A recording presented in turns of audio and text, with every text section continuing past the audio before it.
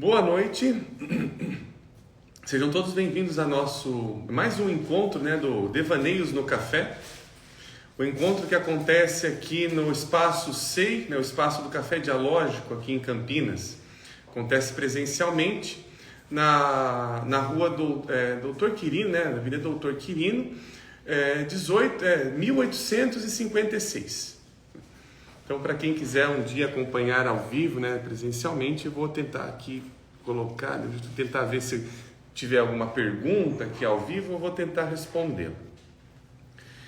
Então, mais uma vez eu agradeço aqui a equipe do Café Dialógico, que nos recebe muito bem sempre, aqui para os nossos encontros, para os nossos encontros reflexivos, para os nossos devaneios no café. E hoje nós vamos dar continuidade ao tema que a gente estava falando já na semana passada, Vão ser uma série de 4 encontros sobre o tema mitologia na psicologia. E aí a gente vai trabalhando essa temática e a importância dela para o trabalho psicológico. É uma proposta de um trabalho psicológico que visa trabalhar com uma narrativa que não se prende à narrativa histórica, que não se prende à forma histórica de fazer narrativas. A gente vai para um outro campo.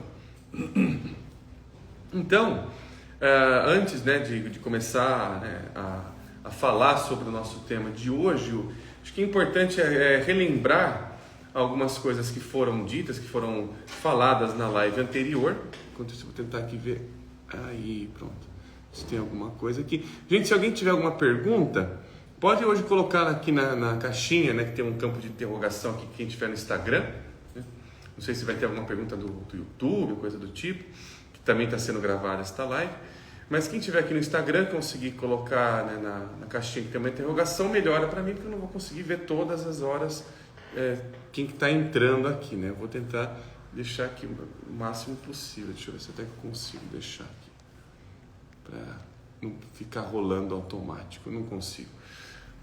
Então, sobre a nossa temática, a gente viu na semana passada que o modo mitológico de se narrar, a narrativa mitológica, ela visa então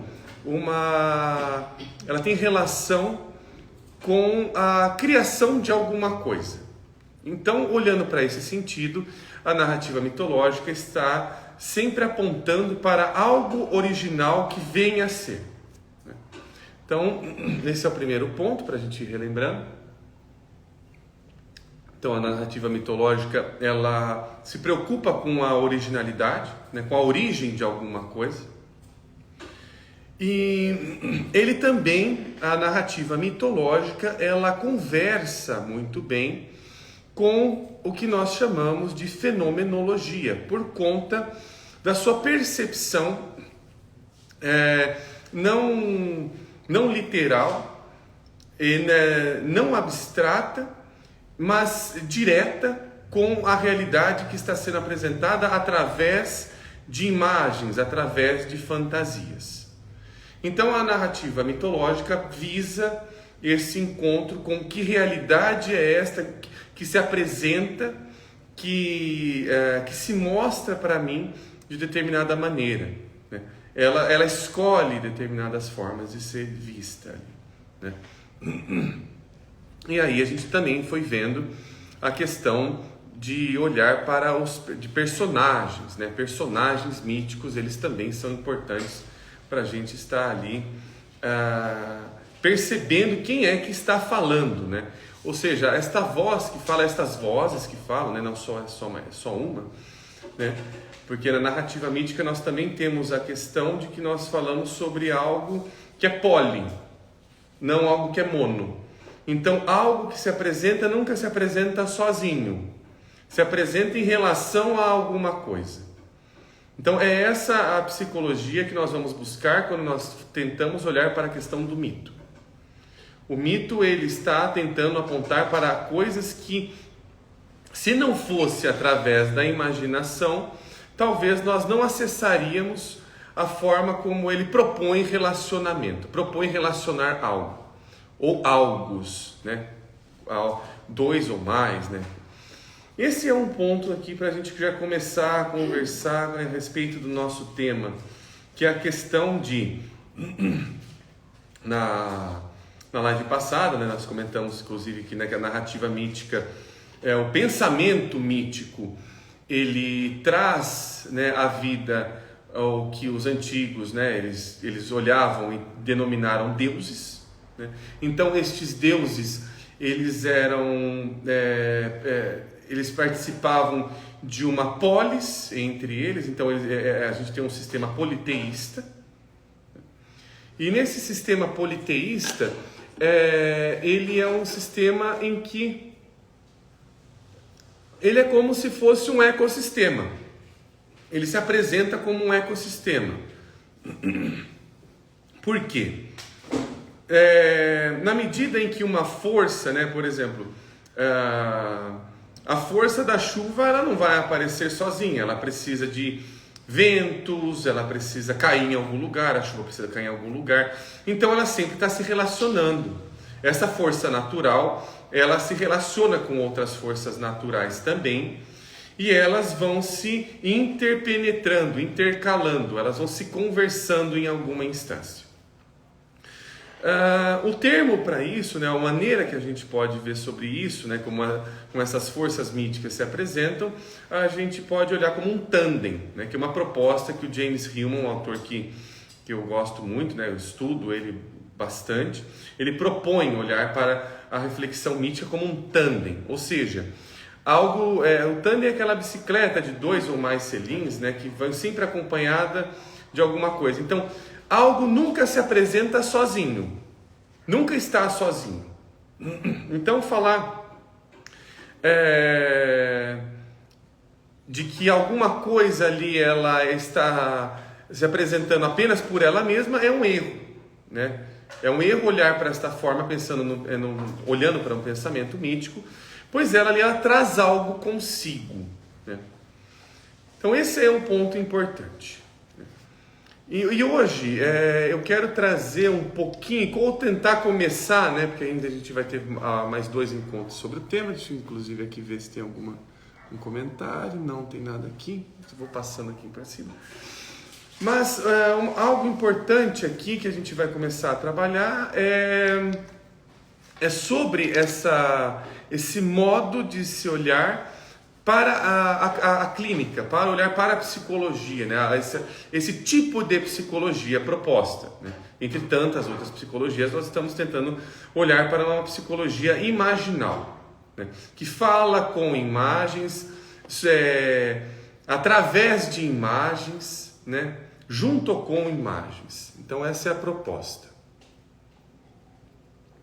Que é uma proposta que, inclusive, hoje eu vou trazer uma das referências, né, para se falar sobre. Eu tenho este livro aqui, o Ficções que Curam, do James Hillman. Vou colocar ele aqui para o pessoal que estiver vendo gravar. Este livro, o Hillman, ele vai trabalhar aqui a ideia, né, aqui a concepção de que nós precisamos, na clínica, para que alguma coisa ela desperte, para que alguma coisa ela se mova, né? Porque a questão de olhar para alguma coisa clínica é de olhar para algo que geralmente está parado. A gente está trabalhando sobre uma substância que está parada. E é colocar essa alma em movimento, colocar a psique em movimento, de alguma maneira. E aqui nesse livro, né, ele faz uma revisão, né, em relação às maneiras psicoterapêuticas de Freud, Jung e Adler, e falando qual que era o método terapêutico de cada um deles, né, e vai escorrendo através disso, tentando ali achar a alma de cada um desses autores, o que eles trouxeram, inclusive, para nós, em relação às suas próprias inscrições de alma. E ali uma coisa interessante que ele vai percebendo é que a narrativa histórica Esta narrativa, inclusive, que hoje nós temos como uma separação entre a narrativa histórica e a narrativa mítica, né? Que a gente até comentou um pouco na live passada, que hoje a palavra mito tomou uma conotação de algo inverídico, falso e ficcional também, e a narrativa histórica como sendo algo mais correto, mais factual, né? E aqui o Hillman ele vai relativizar esta certeza em relação a essas duas maneiras ali de se olhar, né? Inclusive ele vai ali chamando alguns deuses para conversa, né, neste livro, que aí um momento ali ele chama ali o Apolo, né? Ele referencia-se a Apolo como um deus solar, como um deus ali do distanciamento, um deus que está interessado ali em acertar alguma coisa, e o Dionísio, né? O Dionísio como o deus do vinho, que desperta o outro em nós, um outro que eu não conheço em mim, e por aí vai, né? Só um pequeno resumo. Inclusive, né, ele vai dizendo a importância desse tandem, né, desse aparecimento que não aparece sozinho, de Apolo e Dionísio, é que um conversa com o outro em alguma instância, porque eles são irmãos. A relação que eles aparecem na mítica grega é de irmandade, de fraternidade. Então, em alguma escala, eles estão conversando horizontalmente. Nós estamos falando no mesmo tom, no mesmo nível. Isso é importante também, mas a gente vai trabalhando essa ideia. Então, uma coisa que o Hillman começa a trabalhar aqui, deixa eu só fazer realmente o negócio não vai para cima mesmo. Deixa eu ver se tem um comentário aqui. Boa noite, pessoal que está falando. Boa noite para o Márcio. O Márcio aqui dando boa noite. Obrigado, Márcio. Agora que eu consegui ver. E aqui, pronto. Eu vou tentando subir o possível. E aí o Hillman ele comenta o seguinte, né, nesse livro. Eu vou tentar usá-lo ele um pouco mais. Vou fazer algumas anotações. E algo que o Hillman foi percebendo, ele também foi um psicólogo clínico, né? Ele foi um terapeuta, né? Um psicoterapeuta clínico. E ele percebeu uma coisa importante em relação a isso, né? Então eu vou trazer um grifo, dois grifos meus na verdade, porque eles se conversam aqui. Um dos, né, que eu guardei para a nossa conversa hoje. Então ele vai dizer o seguinte, né, em relação às histórias de caso que a gente encontra na clínica. Como vem uma história de caso e qual é a dificuldade, inclusive, de se tratar uma história de caso pela sua própria narrativa. Ele vai dizer o seguinte: uma pessoa, isso quem estiver no livro, ele está na página 49, tá, do Ficções que Curam. Uma pessoa é um caso com uma história por causa da história. A terapia é um tipo de opus contra a história. Ela trabalha contra as influências históricas da infância e da sociedade, a fim de revelar um verdadeiro eu ahistórico e libertá-lo. Olha que interessante. Isso daqui que ele está comentando, pessoal, é o método arquetípico. Isso daqui é a forma arquetípica de se olhar para uma história, tá? Aqui ele vai dizer que a história é também uma ficção, mas só que essa ficção ela toma um sentido histórico, ou seja, quando alguém relata, eu sofri um abandono na infância, né? Se a gente olhar com a perspectiva histórica em relação ao que está sendo dito, nós paramos aí.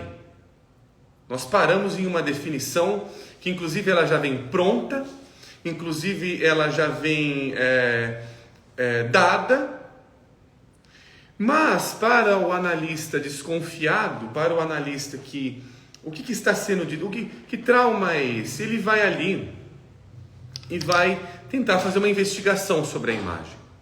E muitas vezes, então, quando a gente encontra uma história que já vem pronta, um caso que já vem falar, olha, eu sou assim mesmo, eu fui diagnosticado de tal forma, então eu ajo assim por conta disso e tudo mais, já vem pronta essa história, um analista desconfiado vai falar, tá, isto é o que está na consciência. O que essa história traz a respeito do inconsciente da pessoa? Traz a respeito o que ela está guardando neste inconsciente. E ela não vai estar guardando nada menos ou nada mais do que já está sendo apresentado. O método metafórico é exatamente que aquilo que está sendo dito não está sendo trabalhado, está sendo recalcado muitas vezes.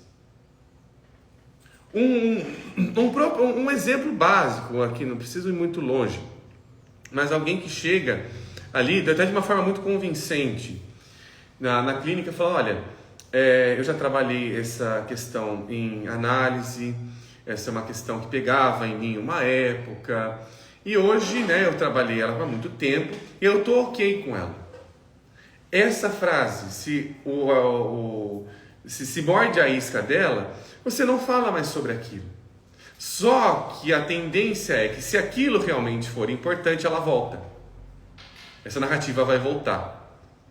E muitas vezes volta sem a pessoa estar querendo. Às vezes ela volta através de uma briga, com, sei lá, alguém no trânsito, e aí surgiu uma palavra que, opa, isso aqui não estava bem resolvido, mas do nada, não, mas eu estava nervoso. Não, peraí. Então não é bem assim, né? Então tem alguma coisa que ela aparece espontaneamente. É a respeito disso que o analista vai sair desse lugar que o Hillman está dizendo aqui, que é o ahistórico. Ou seja, ele, na brecha que der, ela já vai entrar. Se der uma brecha, ela já vai aqui se apresentar novamente. Deixa eu ver se tem algum comentário, né? Então, aqui tem o Márcio falou, o perdão tem que ser visceral. Sim, né? Eu acho que o perdão, aí é que tá, né? A gente pode até comentar depois mais sobre isso, Márcio, mas o Oscar Wilde, ele fala a respeito disso no livro De Profundis, uma parte do livro, em que ele vai dizer uma coisa bem instigante até, né? Só um pequeno parênteses aqui também, que eu acho que é importante, porque no De Profundis o Oscar Wilde vai falar o seguinte, né? Ele vai ali se debruçar, olhar para a figura de Cristo e ver o seguinte, Cristo, quando pede para que perdoai-vos, né, os vossos inimigos, ele não está pensando no inimigo da pessoa, está pensando na própria pessoa. Ele não está sendo bonzinho. Eu acho que esse é um erro, né, inclusive que o Oscar Wilde vai comentando. Não, Cristo não é bonzinho. Então, se você não fizer, você não olhar para isso, quem se ferra é você. Porque você está se tornando, você tem a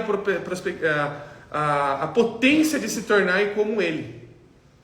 Está muito forte, é muito visceral, porque realmente pega nas vísceras. Pega num lugar onde não tem cérebro. E a psicologia que conversa com imagens, ela raramente conversa com o cérebro. Às vezes ela nem está muito interessada nele, viu? Inclusive, a respeito disso. Deixa eu ver se tem um comentário aqui também. Não. Então tá tudo ok. E tem a questão da alma sempre voltar às suas feridas também, né? Sim. Ela volta, isso também é algo que o Hillman trabalha, né, no Psicologia Alquímica, que a alma ela não volta para as feridas à toa, ela volta para tirar sabor, ela volta para a ferida, né, ele chama de mine of salt, né, as minas de sal, e ele faz até aquele trocadilho em inglês de mine, né, de meu e mina, né, que compartilham da mesma palavra ali. Ele vai comentar, então eu não estou voltando para qualquer lugar, estou voltando para um lugar que é meu. E esse lugar, quando eu lambo esse sal, né, eu volto para aquele lugar, ali eu tiro o sabor para a vida. Opa, aqui a vida tem um sentido íntimo, tem gosto. Né? A gente não volta à toa para as feridas, ele vai perceber, não, ali tem gosto. Percebe que gosto não é prazer? Né? É diferente. Ali de pegar gosto isso daqui vai trazendo vai realçando o sabor, né?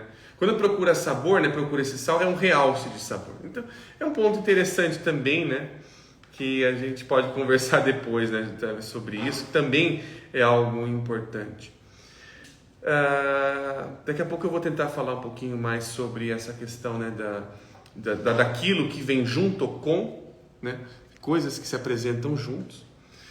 E aqui também tem uma outra parte, né, que eu tinha grifado com o Hillman na mesma página, com a página 49, ele diz o seguinte: a terapia requer a ficção das realidades literais, aqui ele usa realidades literais bem específico, para dizer que esta maneira histórica de se contar alguma coisa prende a própria história, captura a própria história, mantenha ela dentro, né, dentro do seu próprio eixo, né? O que se a gente fosse falar de uma outra linguagem, né, que é a potência de Sênex, né, a potência saturnária. Ele volta porque ele, ao mesmo tempo que ele volta, ele quer gestar aquilo. Ele quer trabalhar aquilo de alguma maneira. Ele quer dar à luz a isso de alguma forma. Então, essa terapia que requer a ficção das realidades literais como material primordial no qual trabalha. Que esse material primordial é a prima matéria, né, para quem tem esse estudo em relação a isso. E aí ele continua. Ela precisa ter o cru para cozinhar. Aí, né, a narrativa mítica, a gente já pode pensar, tá, tem um puer sênex aqui, né? Esse cru tem a ver com esse novo, né, com essa novidade, é isso que se apresenta cru, né, ainda. Mas falta sabor, né? Eu acho que interessante isso, né, que você foi citando, né, dessa questão do sabor, né, do sal. Ela aparece aqui, ó, de uma certa maneira, está entre nós. Assim, começamos com uma anamnese clássica, mas isso não tem o objetivo de nos enraizar nos fatos, mas de levantar essas histórias factuais que são a matéria primordial da qual a psique do paciente está paralisada.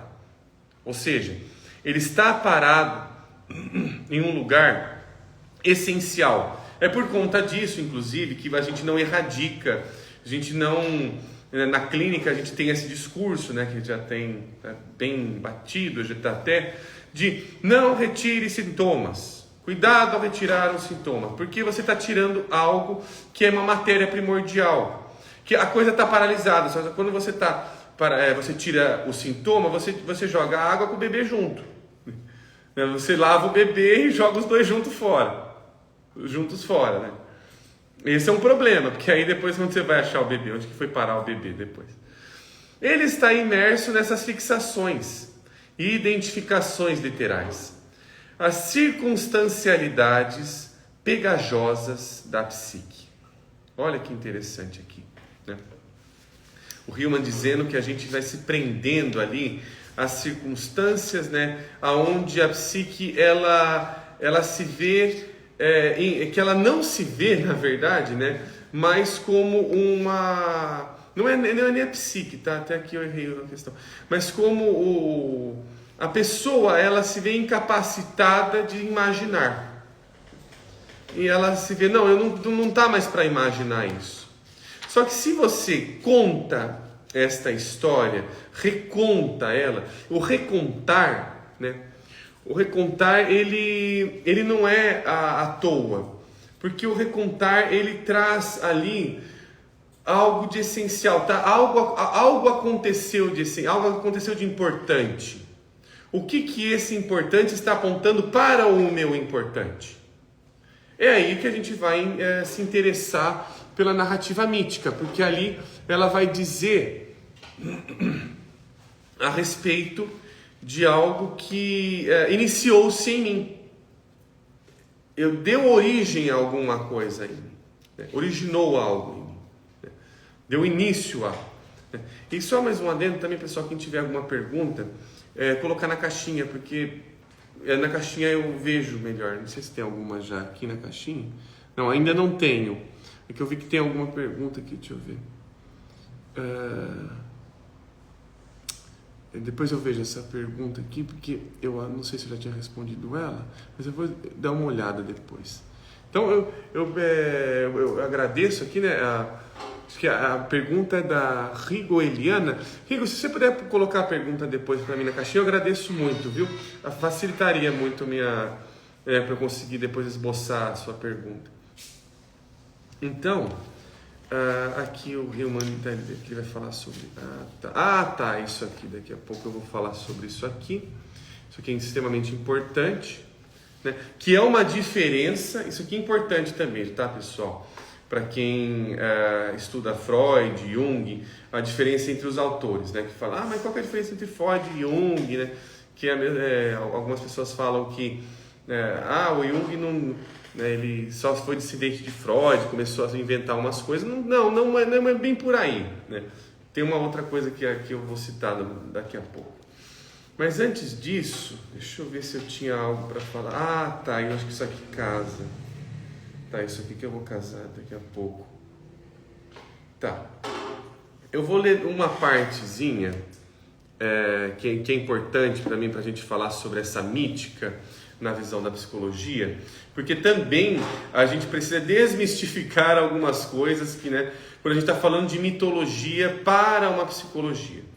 E aqui eu vou ler então um trechinho, né, a página, quase praticamente a página inteira, a página 27 desse outro livro que eu estou usando hoje como referência, que é inclusive o novo livro do Gustavo Barcelos, o Zeus. Zeus, Fabulações do Mundo e Paternidade Arquetípica. Aqui no início do livro, ele vai dizer algo muito importante para ele, que ele vai ali definir melhor o que nós estamos tratando a respeito de uma psicologia, de uma psicologia mitológica, digamos assim. Então, deixa eu ver aqui. Obrigado, Helena. Não sei se tem. Aqui alguém falou que não tem caixinha. Não sei se tem caixinha para todos. Eu não sei. Eu acho que para algumas pessoas aparece, para outras não. Eu acho que é um bug que está acontecendo ainda no Instagram. Mas eu vou voltar um pouquinho aqui, depois a gente vai continuando. Então, o Barcelos ele vai dizer o seguinte aqui na página 27. Nós aqui ele vai colocar os psicólogos, os psicanalistas, né, pessoas que trabalham, né, com psicologia analítica e tudo mais. Nós não acreditamos nos deuses, antes de mais nada, porque eles não precisam de crença para existirem. Olha que interessante isso. Ele já vai colocando ali que esta força, né, os deuses é uma força que não depende do ser humano para existir. O ser humano, ele acessa a força dos deuses quando ele tem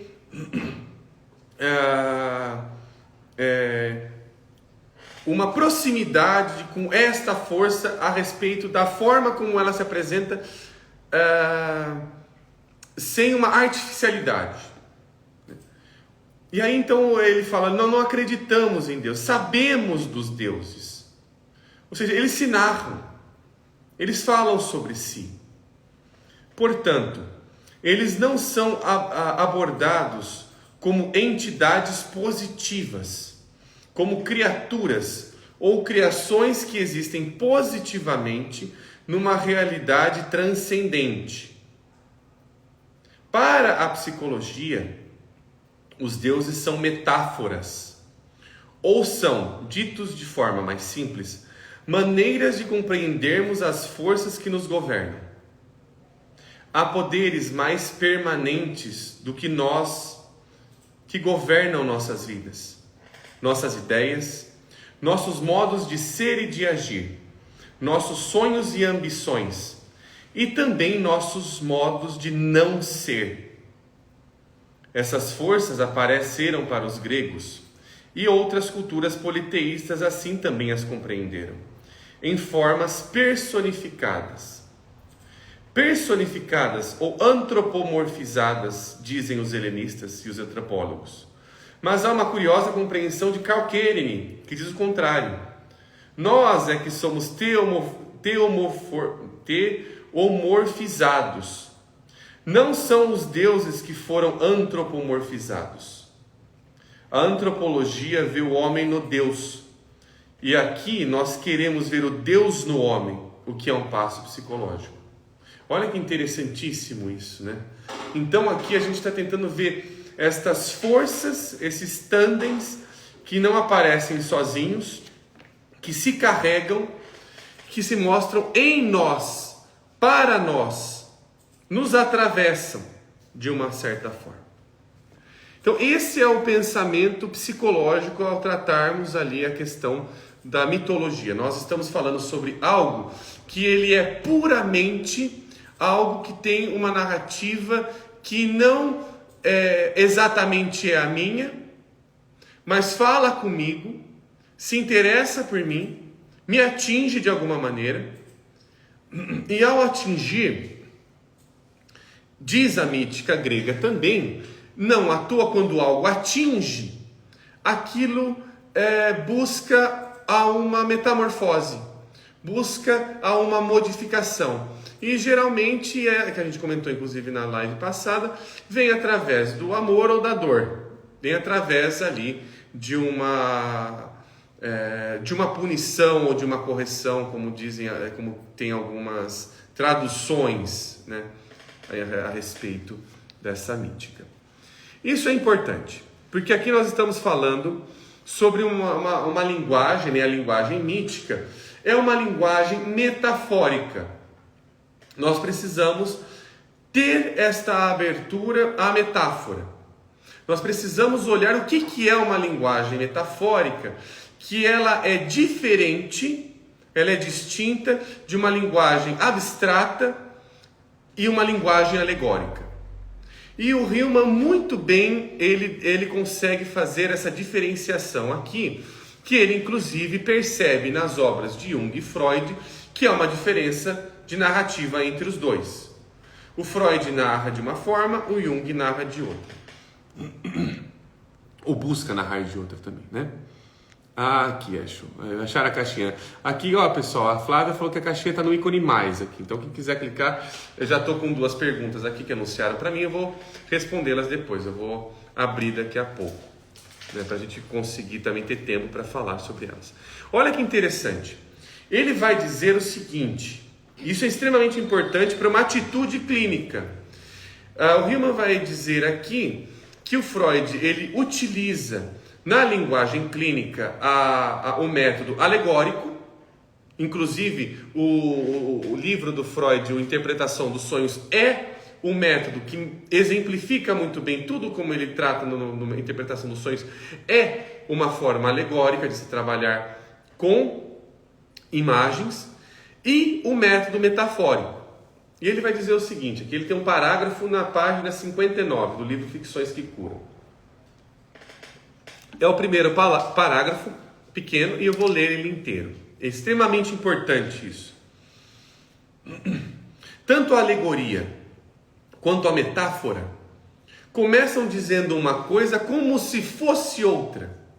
Mas, se o método alegórico divide a fala dupla em 2 constituintes, latente e manifesta, que é exatamente o que o Freud propõe na sua teoria, né? Ele vai falar sobre conteúdo manifesto e conteúdo latente, e se preocupará com o conteúdo latente, né? O Hillman vai dizer o seguinte, e requer a tradução do manifesto para o latente.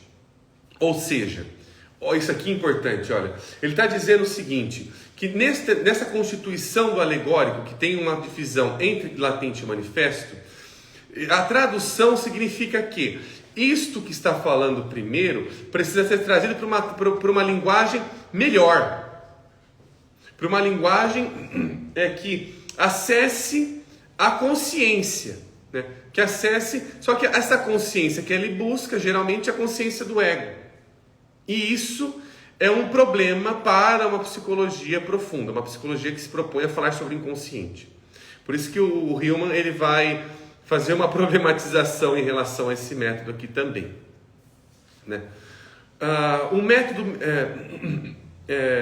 Já o método metafórico mantém as 2 falas juntas, ouvindo o sonho enquanto ele quando ele conta a si mesmo, ambiguamente invocativo, e concretamente preciso a todo e a cada instante. Esse concretamente também é importante, porque há uma diferença nuclear entre concretude, entre concreto e literal. A diferença a gente já vai ver daqui a pouco, tá? Eu já tenho até aqui marcado a gente falar a respeito, daqui a pouco a gente vai chegar lá. Então ele continua: metáforas não estão sujeitas a traduções. Olha que interessante. Ou seja, a metáfora vai colocar que tanto o A quanto o B não é mais importante que o A porque eu o traduzi. O A continua sendo importante porque existe B. Isso é método relacional. Isso é onde a narrativa mítica entra. Ela entra na relação. Ela está dizendo, dentro disso há aquilo. Né? Um exemplo que o Barcelos dá, inclusive, no Mitologias Arquetípicas, um outro livro dele. Há amor na guerra, há guerra no amor. Esse pareamento Afrodite e Ares, uma coisa não aparece sem a outra. É impossível elas aparecerem sem a outra, porque eles se conectam, eles se ligam, eles estão interessados um no outro. Eles são grandes amantes, então um está dentro do outro. E tem formas de um estar dentro do outro, né? O dentro e o fora, né? Hermes e Este, aí por aí vai. São maneiras dali de que a metáfora vai dizer, o fora é tão importante quanto o dentro, porque um constitui o outro. Um constitui a existência do outro. Olha que importante isso. Um constitui a existência. Sem o outro eu não existo. Sem o dentro, se tudo for dentro, não existe fora. Então não existe mais dentro. Essa é a sacada. Metáforas não estão sujeitas a traduções interpretativas sem que se quebre a sua unidade peculiar. E aí o Riemann vai dizer aqui, dá um exemplo. O homem tem uma perna de pau. Não é mais uma metáfora quando alguém diz, olhe embaixo das suas calças, uma das suas pernas é artificial. Ou se alguém toma a outra direção dizendo, quero dizer apenas figurativamente, que seu estilo é similar ao de alguém com uma perna de pau. Ele é falso, raso, manca, se arrasta.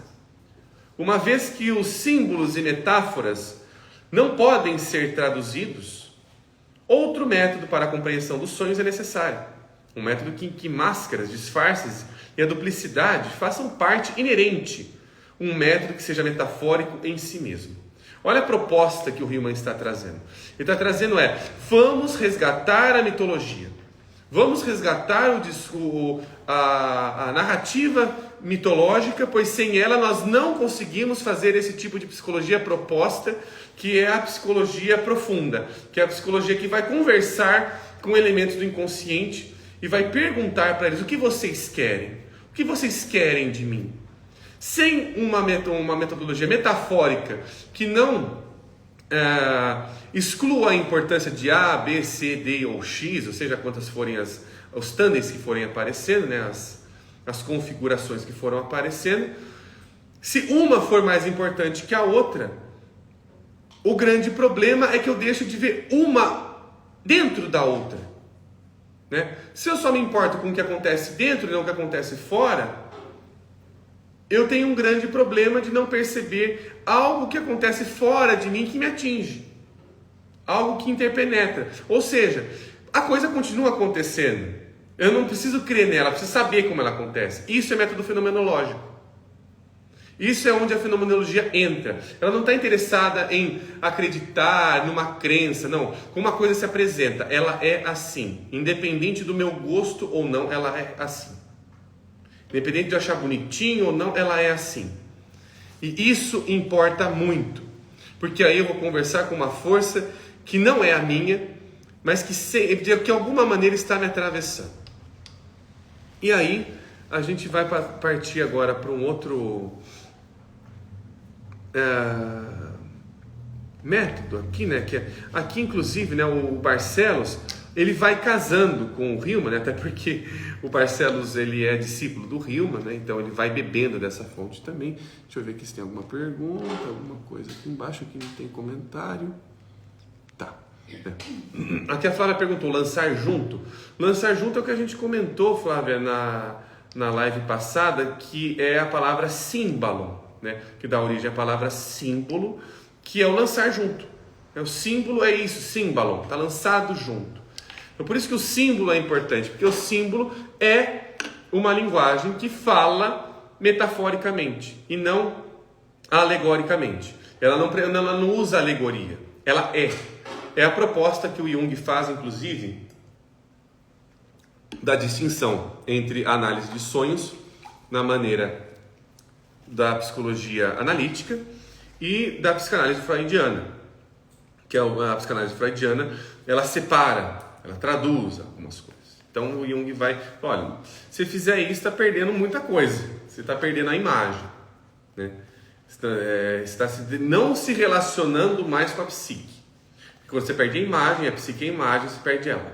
Está se relacionando com outra coisa, com outra qualidade de alguma coisa. Então, aqui o Barcelos, né, ele vai dizer aqui que há um movimento necessário para que a gente acesse essa linguagem da mítica, né, essa linguagem mítica proposta, que ele vai dizendo aqui, né, que a primeira delas é a metaforização, né, eu estou na página 28 do Zeus, e essa metaforização eu fiz até um pequeno grifo meu, né, uma escrita minha, o que é a metaforização? Que é a habilidade de juntar coisas aparentemente distintas, discrepantes, estranhas, uma da outra, mas que, por aparecerem juntas, força o observador ou aquele que está sendo inferido a esta força a relacioná-las de alguma maneira. Então, a metaforização força você a relacionar coisas que até aparentemente pareciam ser irrelacionáveis, que não pareciam ter conversação nenhuma uma com a outra. Esse é um método que, inclusive, que é a proposta de que é um método poético, diferente de um método prosaico, de um método que fiz uma prosa, né? O método poético, você para ler uma poesia tem que lê-la como se fosse um quadro. Tudo que está se apresentando na poesia se interpenetra, se interconecta de alguma maneira, né? E aí, deixa eu ver se eu tenho aqui, isso aqui é importante daqui a pouco. Ele vai falar aqui também da suspensão do pensamento abstrato, que é um pouco isso que a gente já falou com relação a deixar vago algumas coisas, né? É o método que traduz, né? Então, o amor é um conceito, então ele vai me colocando lá, então esse conceito é o que estou vivendo agora, inconsciente, a alma e tal. Não, a gente tem que ver como é que essa imagem se apresenta e não sair dela. A gente vai metaforizando essa imagem, né? Trazendo a ela imagens para que ela se relacione. Então, a terapia mítica, ou uma terapia que propõe uma narrativa mítica, ela busca imagens. Essa imagem se relaciona com qual imagem? Que imagem que ela está buscando junto, né? Então a gente vai em busca dela. E uma busca, que a gente até comentou na live passada, que é importante a respeito disso, é a busca por imagens concretas. Para conversarmos com essas imagens míticas, precisamos de imagens concretas, né? Então o próprio Barcelos vai colocar aqui na página 30, né, que olha, a característica primordial da psique, da natureza da psique profunda, é ser concreta. Ela opera na concretude, né? E aqui ele dá uma definição que já Torrano fala. Por concretude entendemos o irrestrito império da imagem, que domina, soberana e incontrastável, né? Então a gente vai percebendo ali que essa imagem, né, se a gente olha para a imagem, se interessa por essa imagem, o que seria essa concretude? A concretude não é a literalização, tá? Novamente. A concretude é você ver o seguinte. Usando, acho que eu vou tentar usar o exemplo da live passada, que eu acho que vai ficar mais, né, para quem está acompanhando ali o nosso ciclo, né, de palestras, eu acho que vai conseguir acompanhar isso. Pois quem conseguir perder, as lives estão gravadas, tá? Ela está gravada tanto no YouTube do Café Dialógico, do SEI, quanto no Instagram aqui da página. Mas, por exemplo, quando tem alguém que fala, olha, né, voltando àquele exemplo ali, eu já estou bem resolvido e tudo mais e tal. Fala, nossa, está bem resolvido com relação a isso? Onde você guardou isso? Se você pudesse me dizer um lugar físico que está bem resolvido, onde você colocou esse lugar físico? Olha, eu peguei e coloquei nos arquivos mortos num lugarzinho no porão. Você percebe a sacada da metáfora? Então a metáfora está se relacionando, essa imagem que apareceu, que está dizendo que está bem resolvida, quando eu jogo ela para a concretude, eu vejo, ela está na verdade num lugar escuro, trancado, com um acesso que não é um acesso fácil, e isso que está no lugar do porão ali, está aparecendo, está indo para cima, sem a minha vontade, sem a minha volição. Então por que isso está pulando? O que a gente está conversando a respeito disso? Nós estamos conversando sobre aspectos de recalque. Se a gente pudesse falar de uma outra parte, falando, olha, isso aqui, né, numa linguagem conceitual, né, tentando trazer ali para conversar, para também dar imagens para os nossos conceitos, trazer ali um pouco a eles, a nossa linguagem conceitual, a gente vê, isso aqui tem recalque. Isso aqui não está resolvido, está recalcado. Percebe? E a gente só percebe isso olhando para a imagem. Eu não vou conseguir olhar para isso se eu não me interessar por essa imagem. Se eu falar, tá bom, tá resolvido mesmo, vamos para a próxima, né? Então beleza, ok? Ela deixa de falar. Ela apareceu, deu o seu saltinho ali, né, como flip, e foi de novo para o fundo do mar. Então isso é interessante de ver, inclusive, na própria linguagem onírica, que a linguagem onírica, para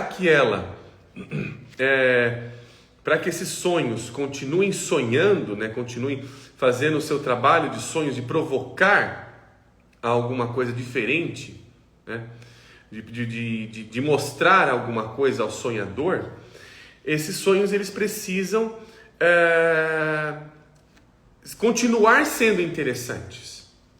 Se eu explico, se eu defino muito esses sonhos, né, que também eles falam sobre um mito pessoal de alguma maneira, se eles são colocados de uma maneira muito explanatória, eles deixam de ser interessantes. Passei para o sonho e vou para o próximo, né? Ele fica se alimentando de sonhos, fica trazendo vários e vários sonhos, mas não consegue se aprofundar em sonhar a vida, que é diferente. Que a proposta de um sonho é sonha a vida. Olha para mim, eu tenho alguma coisa interessante falando sobre você. E aí agora eu vou abrir um pouco para as perguntas, né? Porque ainda tem bastante coisa, mas a gente vai trabalhando em outras lives. Tem 3 perguntas. Tem 3? Eu só vi uma. Ih, tem 3 aqui. Apareceu 3 perguntas aqui para mim, pessoal, mas eu estou só vendo uma. Bom, eu vou olhar a pergunta que está aqui, que é da Flá Regina. Deixa eu ver aqui primeiro. Quando você fala sobre não conseguir imaginar, o que significa no contar sua história na terapia? Tá, isso daqui, Flá Regina, a gente está falando, o não conseguir imaginar nesse sentido, é o que a gente traz ali, de aquela história que ela já vem muito pronta. Né? Clinicamente, a gente vê muitas histórias que elas aparecem até com bastante efusividade, né? Com bastante... A pessoa já vem e fala, não, é isso aqui, eu quero que você confirme para mim que é isso aqui. Estou dizendo que é assim, estou dizendo que é assado, estou dizendo que o meu problema é esse, né? Que é onde eu não estou mais imaginando nada. Eu não estou me relacionando com aquilo que eu mesmo estou contando. Tá, mas que problema é esse? Eu estou com um problema com as minhas finanças, eu estou com um problema com os meus filhos, né? Então, se a pessoa para ali nessa questão desse problema, a forma dela contar essa história é uma forma irresolutiva. Tá, eu já falei, o problema é com os meus filhos, eu não tenho mais nenhum problema na vida. Mas o que seus filhos contam sobre você então? O que essas finanças contam sobre você? Como é que são os seus gastos? Ou como é que você está tratando os seus filhos? Se você se interessa por essa imagem, ela continua contando, percebe? E aí você começa a resgatar esse lugar que ficou fixo que nem uma pedra, né? Ficou petrificado, né? Então, quando você continua olhando para a imagem, não a encarando, mas se interessando ali pela forma como ela se apresenta, que ela não se apresenta só olhando de frente. Se você querer olhar ela, Deus, o que tem ali também? Ó, o que tem ali? Aonde você está incluído? Ah, tem um sol aqui, não tem sol. Então, quando tudo ao redor dessa imagem se apresenta, ela se torna interessante. Ela começa a contar, né? Ela começa não só a contar, a recriar. Ela está criando histórias. Quando você começa a contar ali, não, aonde que estão esses filhos, como é que você está tratando eles, você está recriando uma realidade. Sai da narrativa histórica, fixa, fundamentada e vai para a ficção. E vai para uma ficção, não essa ficção que a gente tem no sentido mentiroso, mas uma ficção de como a coisa foi constituída até aqui. Que isso que está constituído é o que toma a realidade, que vai parar na realidade, que vai parar na concretude das coisas. Então, de alguma maneira ou de outra, a gente tem que se interessar por isso, né? Tem que ser interessante, né? Um filme que ele está totalmente explicado, né, do início ao fim, ele costuma não ser revisitado, ele não costuma ser ele não provocar muitas coisas, né? Ele continua provocando sempre a mesma. Deixa eu ver aqui. Eu não sei se consegui explicar, ou melhor, se responder a sua pergunta, Flá, mas tentei ser bem sucinto, até um pouco por causa do nosso tempo. Então, deixa eu ver se tem aqui alguma outra. Deixa eu ver, não se aparece para mim. Aqui só tem essa. Deixa eu ver se eu consigo achar aqui a outra. Não tem carinha, tinha uma outra aqui em cima.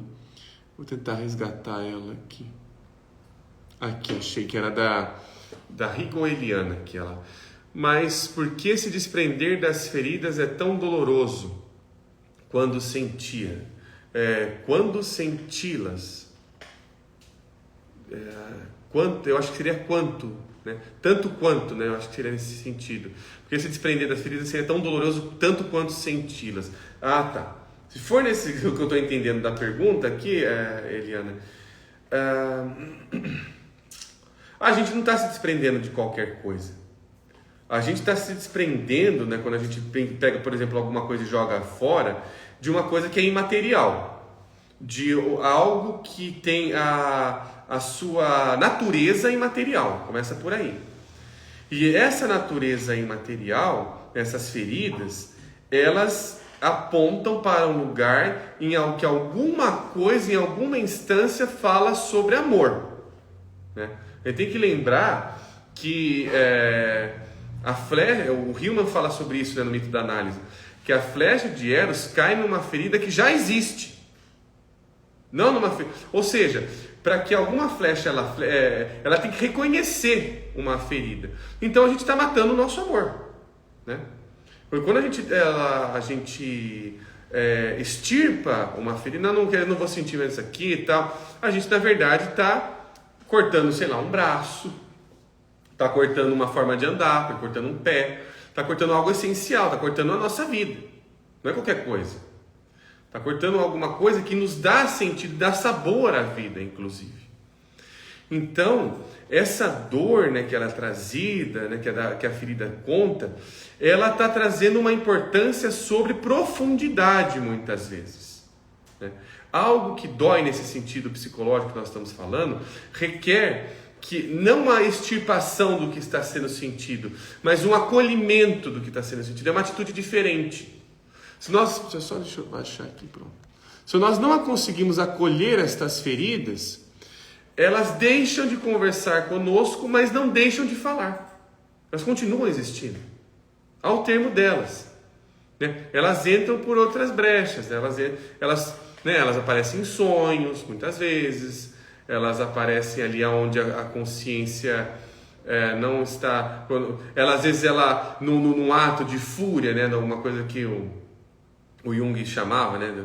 Da questão ali de uma tomada, de uma função inferior, né? Que é um nome feio, né? que coloca ali.